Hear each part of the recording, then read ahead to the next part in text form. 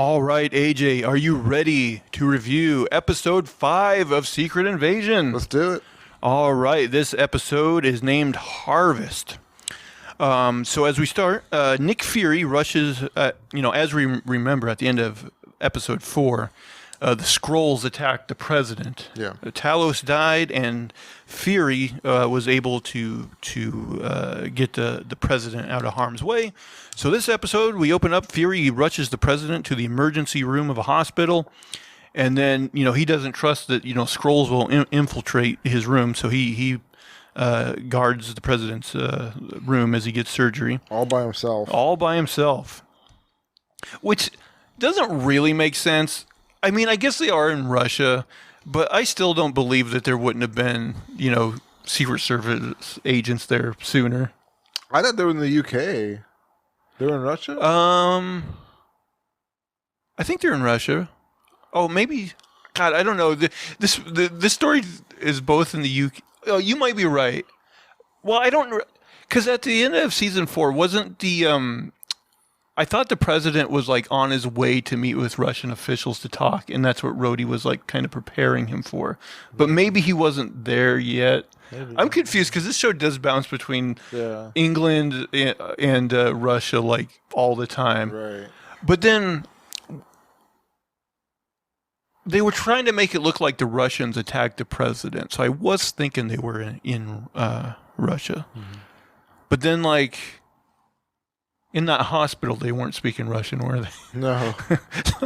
Maybe they are. Man, I don't know. This show's confusing me. But anyway, Gravik goes back to New Skrullos, and he tells his men to assemble the operatives. Gravik is mad that his men failed to kill the president, and he ends up kind of getting in a verbal fight with his lieutenant. Gravik's lieutenant is mad that Gravik hasn't killed Nick Fury yet. He says he had his chance again. And Gravik says that Fury has the Avengers DNA that they need. Gravik's lieutenant is mad, and he says that DNA hasn't been in any of the places Gravik told them to look. And then Gravik gets mad at his lieutenant, and he uses like his Groot arm power to kill his lieutenant. Gravik says that Fury is only alive because Vara is a traitor, and he ends up sending a group of his men to assassinate her. Beto, who is the the Skrull we met at the beginning of this series that came to New Skrullos, we can see just by the look on his face that he seems to, he's upset that that Gravik just killed his lieutenant. And he's kind of seeing through Gravik and seeing that you can tell he's kind of turning against him. So we get a scene where Gravik calls Rhodes on the phone. Rhodes is on the way to the president, and he mentions that he's trying to like tie up loose ends or whatever. So we get the sense that he's going to the hospital to kill the president. Right. But Gravik says no, change of plan. He says we're going to keep the president alive, and instead we're going to tell him that he was attacked by both the Russians and the Skrulls, and we're going to give him the location of New Skrullos. Gravik says this will give them leverage against Nick Fury because Fury doesn't want either World War III to start or for innocent Skrulls to die. Now, what do you think of Gravik's plan there? Like, yeah, I think that was pretty presumptuous. Like, I think Fury's willing to do whatever it takes for Earth to survive. Right. Yeah, I think it wasn't the best risk to take. I did question his plan there a little bit. I'm like, I don't know there, Fury. Yeah. Or Gravik. I think that might be a bad idea, but I don't think Gravik is in it to help his people anymore. He's just in it for like himself or something, his own weird schemes. I mean, yeah, I don't know what his. I mean, it seems like he definitely wants to be. I mean, he probably does want that, but he at the same time he definitely wants to be like a fascist leader. You know? Yeah. He doesn't want any sort of Skrull democracy. You can certainly tell that much. Mm-hmm. So when Rhodes does get to the hospital, Fury pulls a gun on him.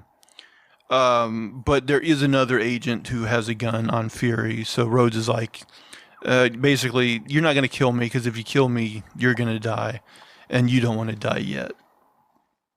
But Rhodes also tells him that, hey, in 60 seconds, I don't know how he has this timed out so well, but in 60 seconds, the footage of that looks like Fury is killing Maria Hill is going to get leaked to the news, and he's going to be a wanted man. So this causes Fury to have to leave. Now, Rhodes at that point, like, he has all his guns, or his men, like, point their guns at Fury, and he's like, Fury, this is what it's going to be like, you know. But the thing is, they could have either captured or killed Fury right there. Or, I mean, I know he's like a part of Gravik's plan or whatever. But then it's like, if Gravik needs Fury to be able to go get the DNA he needs, why does he want, like, you know, everybody sicked after Fury by leaking the thing on the news? Yeah. So I'm like, I don't know if that really makes sense to make Fury such a wanted man if they need Fury's help in order for their plan to succeed. Why not just capture and torture Fury? That would actually probably make more sense, wouldn't it? Yeah. Instead of letting him loose and just trying to follow where he's going or whatever, like, just get the answers from him. Really, and like they try to kill his wife later on, but really, if they would have just like captured her and, you know, tortured her in front of him, that might even made him break. Maybe not, but it probably would have worked better than this whole plan. Yeah. So now we get a scene where Sonya confronts and shoots the British intelligence director, who she figured out is a Skrull, and in order to get the location of the Daltons, which is the married scientist couple that the man she tortured in like the earlier episode told her about.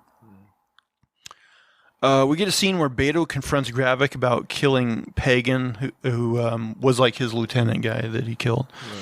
Right. Gravik gets a phone call from Rhodes, who says the president is out of surgery. And Gravik's like, well, you better do my plan, tell him about the Skrulls and the attack and all that. And he's like, fine. And then Gravik is then immediately attacked by Beto and some of the other men. They're basically trying to rise up because they can tell he's no good. But Gravik is able to pretty easily beat them, and then he kills Beto in front of everyone, makes an example out of him. Mm-hmm. It was kind of stupid that they thought they could take him, because at that point they knew he had the Super Skrull powers, right, yeah. And they think, oh, if we just gang up on him, I'm sure that's enough. Right. We know he's got like group powers and like can survive gunshots, but it's to the head. Yeah, and their whole thing was like, oh, we'll suffocate him with a plastic bag. Yeah. I don't know. It didn't seem like a very well thought out plan. Yeah, with his group powers, he just impaled somebody. He could impale them all. Like, exactly. Yeah. Exactly. So we get a scene where Fury meets with Gaia. She says she ran away from her father because she knew he would lose. And Fury says, Talos chose the path of struggle, and he didn't lose. I mean, he still kind of was. Yeah. I mean, this whole thing about, oh, if you die for a cause you believe in, you didn't lose. I guess maybe you can look at it that way. You don't know that. Like you lost, like right for sure. Yeah. But Fury's like, now it's your time, Gaia. He says he knows about her powers from Talos, and asks what DNA Gravik stole. She says he stole the coal obsidian Flora Colossus, which I guess that's Groot's power. Yeah, Flora Colossus. Yeah. I did notice, like, because I watched the recap of like the prior episodes, like before this, and remember it like briefly showed that computer screen where it showed like what DNA they had, and it like one was Groot, one was like the Extremis Iron Man power. I did see one that was like Frost something power, you know, like some sort of Frost beast or something. So presumably now they can also like, they haven't showed that one off yet. Maybe in the final episode they will, but some sort of Frost power. She says he took those powers, those DNA, because he couldn't find what he really wanted, which is something called the harvest. Gaia says she needs to bury her father. So Fury gives her his car keys. I guess he must have Talos' body. and tells her to go to Priscilla/Vara and that she'll know what to do. Fury hears a siren, so he leaves that building. Fury says that he is going to Finland. Now we get a scene where Sonya confronts the Daltons, the married couple, who are also Skrulls. She ends up like more questioning the wife of that couple about like the machine they're working on. Right. And eventually like the guy like puts a gun to his wife's head because he's like, I'll kill her before she has a chance to betray Gravik. Yeah. And then I guess Sonya's just fast on the draw because she ends up shooting that guy in the head. She was incredibly slow. I don't know what happened there. I thought that too because it's like he definitely had time to like shoot his wife if he really wanted to. Yeah, for sure. Like I thought maybe one of her like henchmen guy that had the gun on him before or something would just take him out, but no, they had her do it. And yeah, it's not like she did it so fast that he wouldn't have had time, but I don't know. She telegraphed. He hesitated, I guess. Okay. Where was I? Oh yeah. So now we get a scene where Gaia meets with Vara. She like breaks into her house, and Vara pulls a gun on her, but then she says, "Hey, it's me, Gaia," and she's like, "Oh, okay." We get a scene where Rhodes tells the president that the Skrulls aided Russia in the attack and encourages him to launch an attack on New Skrullos. And at this point, the president, like, he's like, but if I do that, it will be World War III if I, launch an attack on Russian soil. So he doesn't really want to, but we get the sense that he might. We get a scene where Gravik calls Fury, and he says that he'll make him a deal. If Fury gives him the Harvest DNA, he'll stop the president from bombing New Skrullos and starting World War III. So now Vara and Gaia burn Talos's body in, I guess, some sort of traditional Skrull ceremony. And then Vara and Gaia have a conversation about Fury. Like, she mentions, like, she bought this house because it has, like, the security that Fury likes and, like, the sunlight or something. And she likes to watch Fury in the sunlight or some stupid thing. I don't remember. But then we get an action scene because now Gravik's men infiltrate the house and start shooting at Gaia and Vara. Now this scene I thought was maybe a little silly. So Gaia and Vara put on body armor, and then I wrote they easily John Wick all the bad guys. They do. They like bust out like these guns and just start like no problem like capping these guys.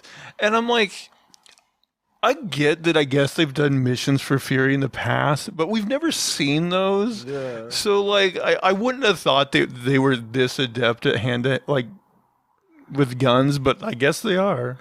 I mean, I guess like we could assume that Gravik's just like he's just getting anybody to join his side. Maybe he's not really well trained. They're not well trained soldiers or anything like Vara and Gaia are, but they go down pretty easy. They're like Star Wars stormtroopers type.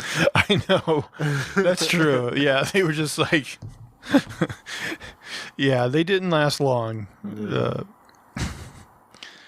I wrote Fury uses his Mission Impossible face tech to get past security and meet with Sonya in I guess it's Finland, but yeah. Directly from the Mission Impossible movies, the whole face tech thing. I think also she mentions, she's like, oh, it only covers your face and doesn't change your whole body, and he mentions that, oh, that's what the new model does. Yeah, and so that makes me wonder if they aren't gonna use that in the final episode, like have somebody fully disguised top to bottom. Then who needs Skrulls if we can do that, right? Like, right. What's the point of Skrulls? Maybe Maria Hill will come back from the dead wearing a full bodysuit. Oh yeah, maybe. I don't think she's dead anymore.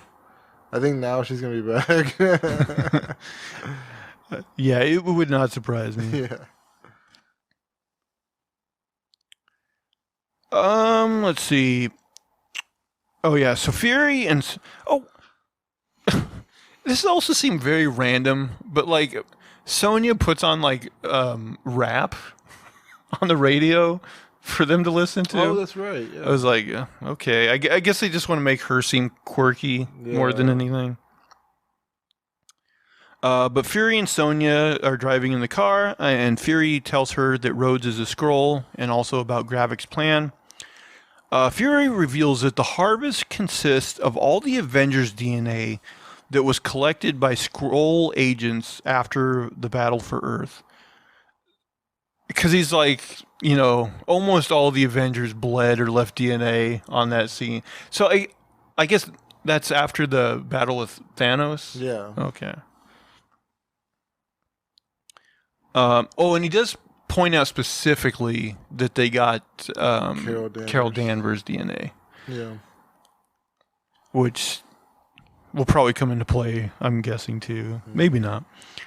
And apparently the leader of those Skrulls that were collecting the DNA was Gravik, and that's how Gravik knows about the harvest DNA. Right. So Fury and Sonya visit one of Fury's headstones in Finland. I say one of because he mentions that he's got like a bunch of fake headstones like around the world, just in case, I guess.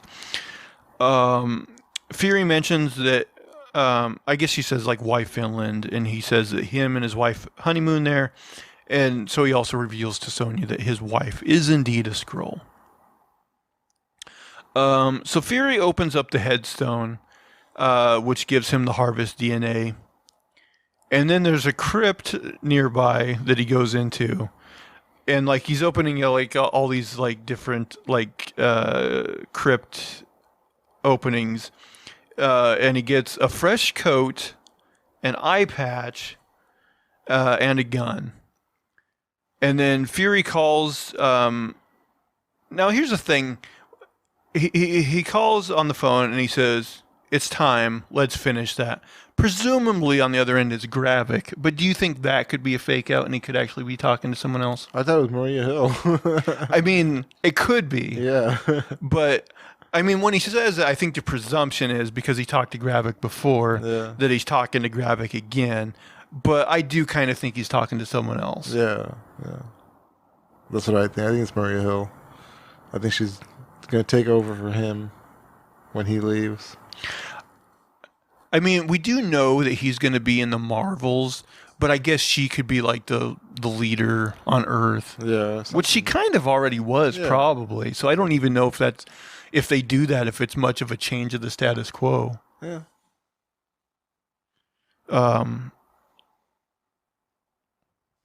Unless the Marvels ends up being set before Secret Invasion, but I doubt it. Yeah, I don't think so either. Yeah, so what do you think of this episode? It was okay. I just I don't know, I still don't think it's like as big as I expected it to be. Like, yeah, I felt like the whole the battle in the last episode wasn't as big as it could have been, and this whole like rushing the president to the hospital scene could have been like more. They could at least on the outside the compound with a lot of security or something. Like I did think kind of going into this episode, I thought it'd end in some sort of action scene because I thought it'd at least make it look like the bad guys were winning at the end of this episode. Because that's how a lot of these things are structured. Yeah. And then in the last episode, it'd be like, oh, how did the good guys, win the day? I thought it was funny because I think we asked mentioned in an earlier episode of like, why not get the Avengers involved? And I think we maybe thought that like, they didn't want to risk the Skrulls getting their DNA and becoming more powerful. But like Fury, he has this conversation with Sonya because she asked him that, and that's not. And he doesn't say that. He's like has some line about like, oh, we shouldn't always depend on them. Yeah. Like this is my fight or something. And I'm like, okay, that sounds all well and good, but maybe maybe you should have them as a backup just in case. Yeah, also it's like disappointing that they like teased this whole Super Skrull like Avengers level threat, and like that might not even happen. Well, I assume at some point in the next episode they have to, have the Super Skrull people like show off their powers a little bit more. I mean, I think it's just going to end up being, instead of like an Avenger or anybody, I think it's just going to be Gaia versus Gravik, basically. Yeah, I think so too. Maybe. Oh, I could definitely see like Fury giving Gaia the harvest DNA. Oh, And then she just becomes this really like powerful Skrull okay, to beat Gravik. That would make sense, right? I like that theory. Yeah. But then wouldn't she be almost too powerful? Like if she has the power, I mean, I don't exactly know how it combines with her DNA or whatever, but like if she has like Captain Marvel level powers and all the other Avengers like powers that she can call at will, then like he better hope she's on their side, because she would become like insanely powerful, right? Yeah, she's already shown that she's kind of like wishy-washy, so I wouldn't really trust her with that. Here you go, you can be God now. But yeah, I do kind of feel that that's what they're setting up, is that at the end of the next episode, she'll be like the leader of the Skrulls.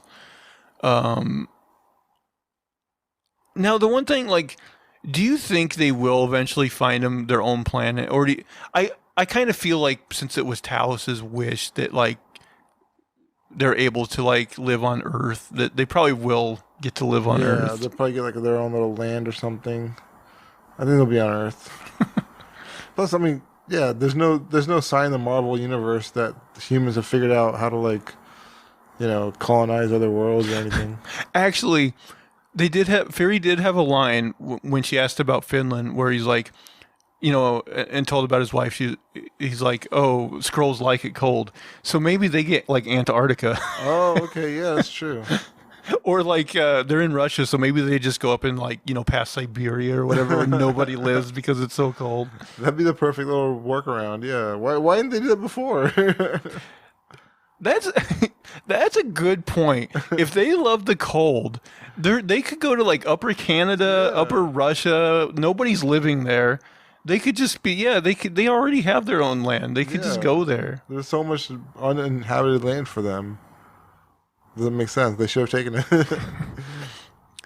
Man, they should be mad at Fury for that.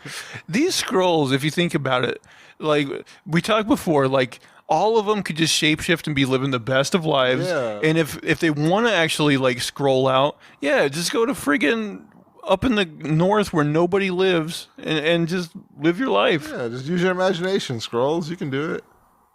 These Skrulls, man, they're not thinking. They're not. They're not. No. Sheesh. Oh yeah. I mean, so you would put your money on that Maria Hill is going to show up again next episode? I think so. Yeah. I kind of do too. Yeah. Like, but if that's true, it was kind of a dick move to let her mom continue believing she's dead. Yeah, that's totally messed up. But I think that's going to solve this whole video of Nick Fury shooting Maria Hill. That's going to, she's going to come back alive, and that'll be that. Yeah, I think I don't know if it'll be her, but I do think Fury set up that line about, the suit that can disguise the whole body. Mm. I think that will come into play. Maybe I'm wrong. Maybe it was just an offline, but I think we'll get some sort of reveal like that. Right.